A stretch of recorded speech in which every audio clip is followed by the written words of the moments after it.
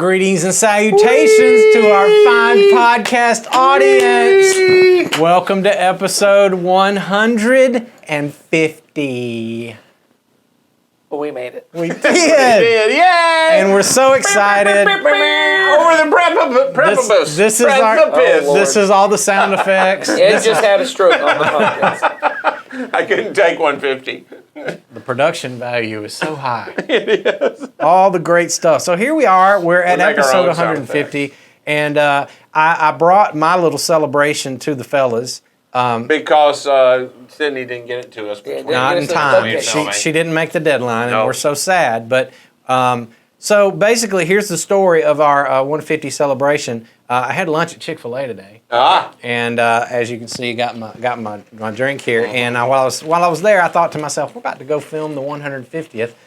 I should buy the fellas something. Nah, chicken didn't do it for me. I thought didn't scream celebration. I thought brownies. So I ordered 3 brownies from the Chick-fil-A where I was, and my wife happened to be with me. So as you can see, my brownie has been cut in half. Yeah, I noticed that. Did you see that? I did. So I only get half a brownie because I had lunch with my wife who could not just stand by and let me have my whole brownie. I bet she doesn't even listen to the podcast. I told her that when we were talking about it. She said, "Can I just cut that in half and eat half of it?" And I said, "I'm going to make fun of you on the podcast." And I said, "But it won't matter because you won't even listen." She'll never know. She'll never know. She'll never know that I made fun of her. Some of y'all that know Helga, tell her how wrong that was. It was wrong. How could I have been married to this woman for 25 years? All right. Charlie, do you want some? You want some, Charlie? I didn't buy anything for Charlie because I'm just Charlie not a good host. is still a Chick-fil-A employee. Former Chick-fil-A employee. And just so you know, he now will not eat their brownies. Hey. No, that's not true. When you had it so much. He would eat it. He had something earlier, he That's said. a fine brownie. He had ice cream earlier. From Chick-fil-A. That brownie feels like it's been blessed by Jesus. Because everything at Chick-fil-A is blessed, right? Isn't that what we know? I think so. I don't know about that. Regular. I don't know about that. Fine brownies from the Chick-fil-A.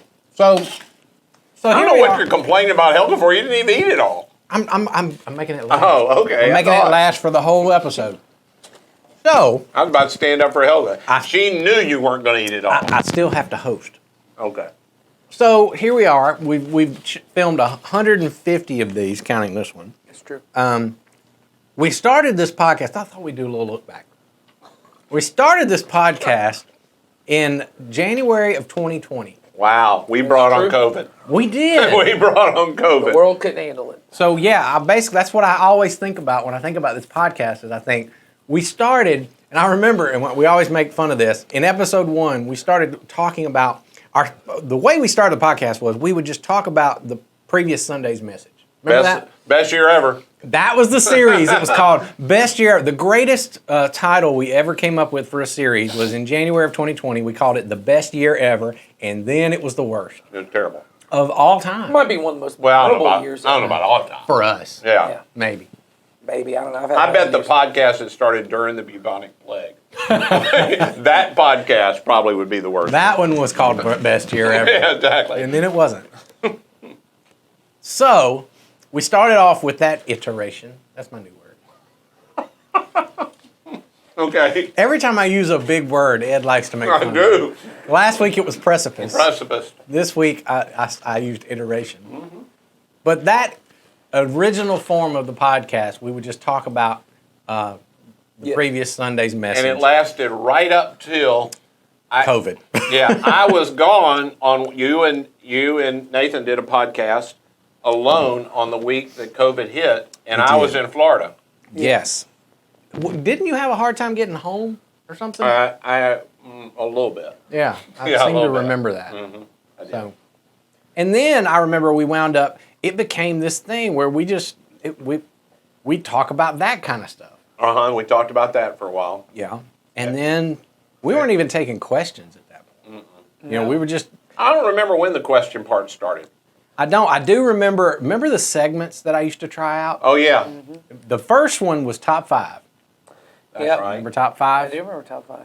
I still have a couple of mentions every so often to when I did my top 5 metal bands. I'm not going to do that today. Okay. But because there were other people that love metal and they want to talk to you about it. Absolutely. It brought me out of my closet of loving heavy metal. It was like I awakened You broke their something. mold. I broke it. So now they want to talk to me about that. But we also had you guys each would bring in your top 5 stuff. We would just do these random top 5. Then we got tired of that.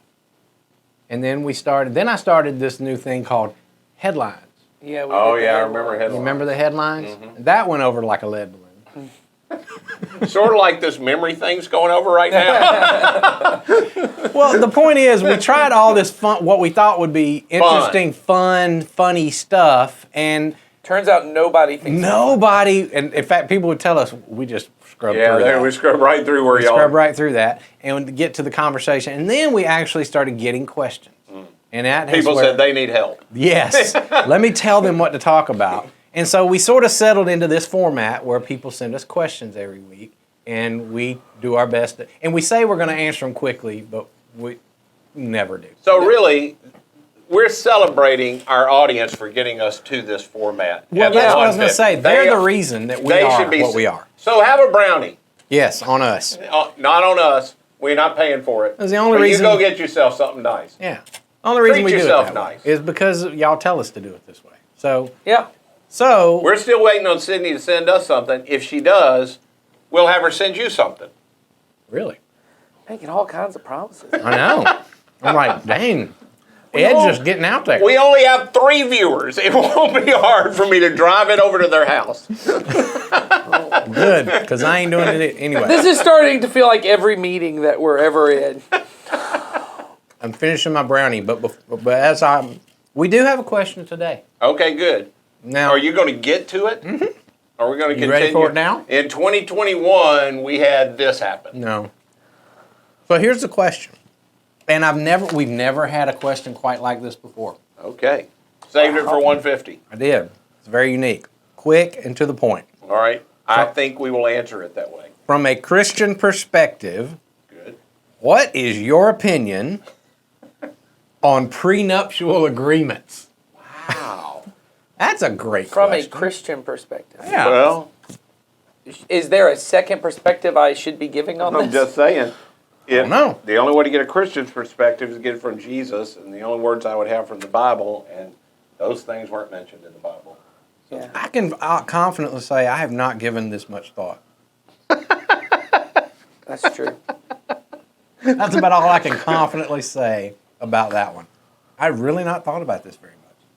It is one of those things that I've never had to deal with personally. Yeah, that's what I was going to say is I would, once again, because it's just... I'm just thinking, what a riveting episode we have saved for number 150.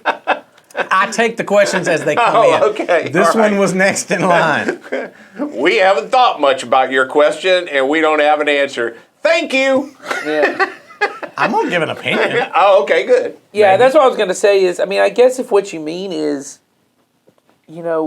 I would have to have a conversation with the person who's wanting the prenuptial agreement, and like with anything, I'd ask, once again, for clarity's sake, why is it that you want one? Is why you want one because you think there's a possibility or a chance that you're going to get divorced, and that I'm guessing, I don't know tons of what goes into prenuptial agreement. I'm guessing primarily it's financial.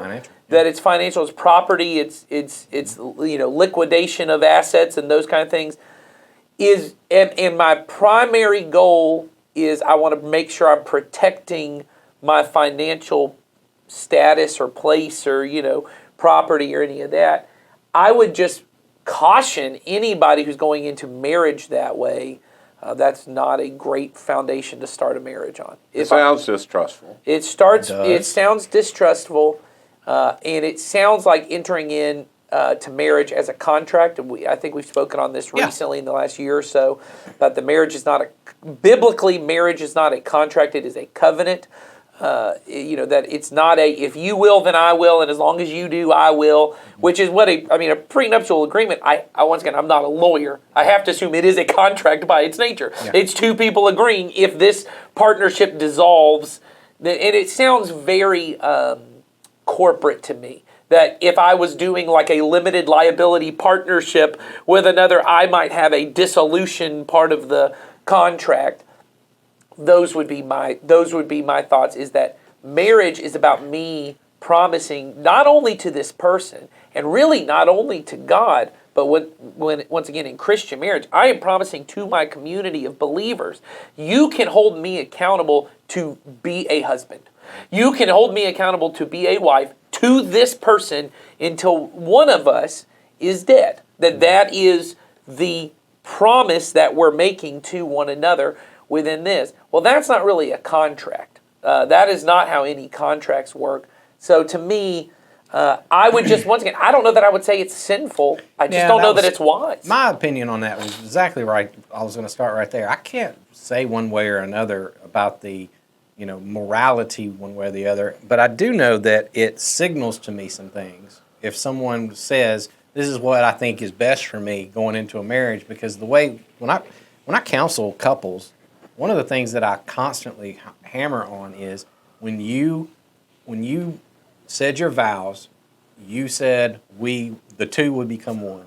Right. And what does that mean? Well, even Paul said that's a mystery. I don't proclaim to understand it, but I know what one looks like. Right. I know two becoming one means that, we don't continue to hold things separately. We blend two lives together. Right. And so whenever somebody starts a marriage with that as maybe we need to have a prenuptial agreement to protect my money, it says to me, it's like that old preacher story that I heard about some guy who got baptized, and when he went down into the water, he lifted up his wallet and said, I don't want that. I'm not giving that to Jesus. Right. And it says, I'll give you everything but this. This is the one thing you can't touch, or you and I aren't going to share. Well, I think that comes from that old Roman soldiers getting baptized with their sword arms, yes. so they could still kill people because they knew Jesus wouldn't want them to kill people. Right. So, taking that image into account, which is what I think about when people talk to me about that prenuptial agreements, it says to me, two are not truly becoming one. Right. Because they are not sharing all things in common. And so, like I think you just said it, Nathan, that doesn't sound like the definition of marriage. Again, I'm not, you might have one, and it might work out fine for you, and I'm not saying you're going to hell for doing it. Right. I would just say that it doesn't sound like what the definition of marriage truly is when that's in play. Yeah, and there may be something else going on that we don't know about. Exactly. I can only think, I've only known two people personally, not in the world, but just that I know, that I could have a conversation with, that I know are involved in prenups. Both of them were second marriages. Both of them had children that they wanted to do a prenup to protect their children from the previous marriage because they had assets. And the way the one did it that did it well was he basically rid himself of a good bit of assets and put in trust for those children. Yeah. Okay? So then everything else he had, he shared with his spouse. So it was saying, I do have these obligations over here that I feel like I am obligated to do something for, that were before you. Right. And I'm going to take care of that. But then everything else I have, the other one I know of was handled with the same kind of way, both with previous things protected. It was done very poorly. And even though the marriage lasted for a good while, the problem that presented itself in the prenup of, I don't really trust that you would care about my family as much as you care about yourself, that lack of trust of this person for the other person will eventually led the person who wanted the prenup to be the one that screwed up the marriage. Wow. You know what I'm saying? Yeah, it wasn't the person they thought they couldn't trust. They were the person that couldn't be trusted. So it was a sign of something in the very beginning. That's exactly right. It was a sign. That one, even though that marriage lasted a good while, it became clear that person had an issue that later came out. So again, from a Christian perspective, again, you have to start with the definition of marriage, which you all have both done, which is it's a covenant. It's not a contract, which again, one of the most offensive weddings I've been to continually talked about is just a legal thing. It's just a tax thing. It's just Well, it is if you're not Christian. Yeah. Yeah, and that's what I was going to say is I think, and I honestly, and I think, we just had a question earlier on filming this, and so it was a couple episodes back, but we've been having questions as our world, honestly, I think marriage is mostly unintelligible, and this probably is very offensive, outside of a Christian context, because marriage, in a Christian point of view, is the dying of two people to become one. It is even the thing that you had kind of alluded to of the person, I'm going to kind of empty some of my assets so that I can take care of the stuff and that the money is not my primary thing. That is, and I know this is not the point, but what it brought to my mind is, Christ coming to earth and saying, I'm going to empty myself of some of these privileges. That there is a way, and Paul says it's a mystery, and he says, but what it is, it's like Christ with the church. It's like Christ in the church, which Christ comes, he empties himself of all his privileges, takes on the form of a person, dies to purchase the church as his bride, that all of this is a part of it. And that in the I hate to use the term secular, but in the non-Christian world, marriage is primarily a contract. It is just two people who are just choosing to say, I know this sounds like so reductive if you're not a believer, and I'm not trying to say this, but for most people, it's just a contract of we're trying to either kind of bring our assets together, or I know a person who told me the reason they're getting married is for the tax break. Yeah, that's right. There's a tax break, and there's benefits to being married, or maybe you have a romantic image behind being married, and all of it becomes really messy. For Christians, it is really important beyond the question we had about same-sex marriage or heterosexual marriage. Christian marriage goes beyond sexuality. Christian marriage is ultimately the two people choosing to say we are going to, and man and woman, so I don't want to get into that, but the idea of it is about dying to ourselves to honor Christ, to honor God, to build up the kingdom, that this is another way for me to do that. And obviously, if I come into the faith, if I become a follower and I am married, there's a way in which I can choose, well, now I'm going to, like everything in my life, make this a sacred thing. I may not have entered into the marriage this way, and Paul talks a lot about that. If you become a believer and you're married, this is how you should handle it. If you're not married, this is how you should handle it. So what you're saying, Nathan, is this brownie was a picture of my marriage. The two becoming one. No, the brownie was not my own. Yes, that's right. That's right. My wife owned my brownie. Part of it. So that's true. Well, as my wife always says, what's mine is hers, and what's hers is hers. So everything kind of ends up becoming hers, and then the process. But yeah. So anyway, I just think when it comes to this. Or I think for a Christian, the way I tend to think about this really has come about. We did a series 2 years ago, and can't remember the name of the series or any of that, so it doesn't matter. But the idea of the Christian marriage represents Jesus and church. It's to be a picture to the world of Jesus' love for the church. Right. And so everything I'm doing I'm trying to present a picture to the world of Jesus and the church. And so that's how I handle when something goes awry in my marriage. I'm trying to think, what's the best way I handle this to represent Jesus and the church? Yeah. Not necessarily what's best for me personally and my needs and those things, but what is and what has happened for me now in 42 years of marriage is it has been the most formational part of my spiritual life. My marriage and my raising of children, who I am also committed to, has done more to form me into Christ's likeness than almost anything, because it's a relationship that's unlike other relationships. I am committed to it no matter what. And I'm committed to it beyond what it does for me. That's what I mean. Yeah, well, that's what if it never serves me, yes. If it never makes me happy, I am committed to it for the sake of Jesus committed to me, whether I ever reciprocate it or not. Now that's countercultural. Right. Well, that's why. Because I'm telling you, the primary reason for marriage in our culture is happiness.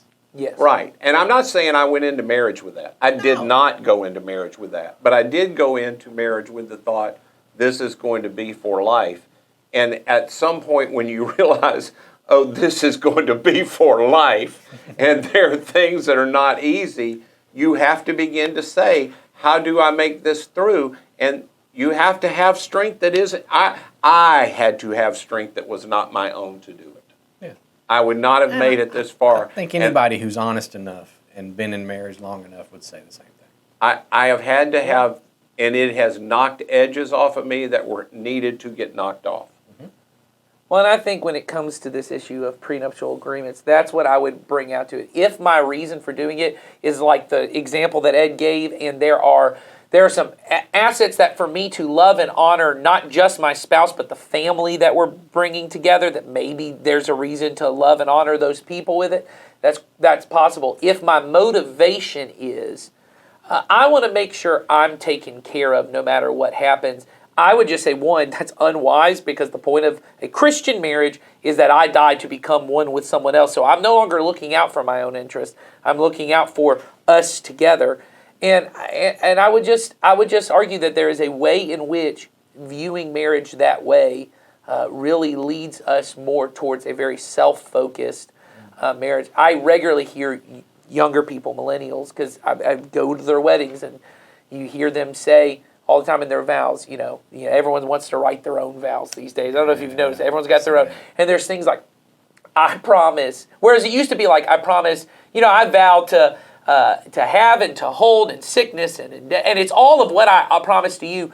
A lot of these now, and once again, if you're young, if you're my age and this offends you, I'm sorry, I guess, but it's when all of the things are, I promise to do self-care, and I promise to prioritize my mental health, and I promise to do this. Those things are not things you shouldn't do, but when those are your marriage vows of what I promise to not let you consume too much of me, and I've heard people say, I promise to love you as long as it is mutually beneficial for both of us. And I've just thought, once again, in a contractual, I get that. If my view of marriage is it is a contract for a period of time, as long as it makes me happy, and as long as my money is all fine, I get why that happens. For believers, that is not what Christian marriage is. Well, again, the idea that I could love you in some way that would not benefit you is the same kind of thing that when somebody says, I love that brownie. Right. It's what we've gone back to before. I don't love that brownie. I want to consume that brownie. I want to eat it. That is not love. That's right. That is about me. Yes. Love is for the benefit of the thing being loved, the person being loved. So there is nothing I can do for that is for your benefit that's not going to be for your benefit. Right. We should do an episode on that. That whole idea of self-care, I've been hearing that a lot. Sure. So that's a whole nother discussion. Maybe we'll have that one. I remember having a discussion with a staff member that was on our for a long time and was in a particular difficult place. And I said to him, marriage is a contract no lawyer would let a sane person sign. Mm-hmm. I said, the vows that you and I took of better or worse, well, you don't write contracts of better or worse. That's just, that's a no matter what. Yeah. Richer or poorer, sickness or health. Well, that covers the whole gamut. Yeah. I just committed, you don't play a part in this thing. Yeah. I am committed to you until you die. Yep. That's not a contract. That is an unconditional commitment. Yep. Amen. So, thanks for putting up with our measly 150 episode brownie. It was a delicious brownie. It was a great Chick-fil-A. brownie. Thank you. My half a brownie was really good. I had the whole one. I know you did, because you didn't have lunch with your wife. And I did have lunch with, but I just didn't have the brownie. Steal your brownie. That's right. True. But I love my wife, and my vow said that I would give half my brownie. Oh, you did? Yeah. Very Rich or poor, and all and half sweets brownies will be split. That's right. And that's really held true for the whole 25 years. I don't know if I've had a sweet that wasn't in danger of being My split. wife, our agreement is when we go to a restaurant, I will always try something new so she can try mine and she can get whatever she wants. It's a good arrangement. That's our version. When it comes to me and my wife and food, I don't talk about what she eats. That's probably smart. I play no role whatsoever in what Becky does. All right. Keep sending those questions. I haven't said this in a few episodes, but there's a link in the description where you can send a direct question. You can determine what happens on this podcast. You write us. We will do our best to whatever you that want is us to do. apparently our covenant with you. If you write it, we have to do it. We have to do it. Soon it will be, the question will be, will you quit at episode 153? Maybe. Try us. We will see. So y'all have a great day, great week, and come back next week. We will have a question. I do not know yet what it is. Okay. So a surprise for next week. See you then. Bye.